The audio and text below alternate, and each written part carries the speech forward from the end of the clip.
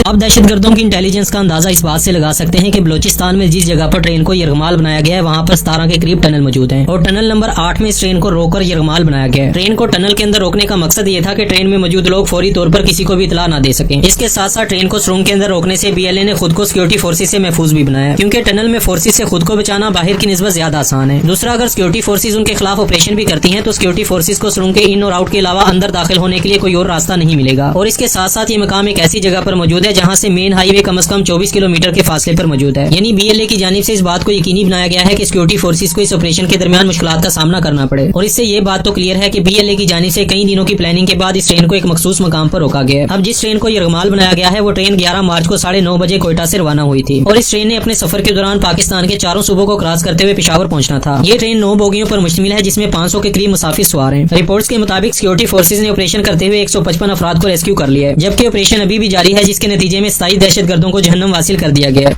आप दहशत गर्दों की इंटेलिजेंस का अंदाजा इस बात से लगा सकते हैं कि बलूचिस्तान में जिस जगह पर ट्रेन को यरगमाल बनाया गया है वहाँ पर 17 के करीब टनल मौजूद हैं और टनल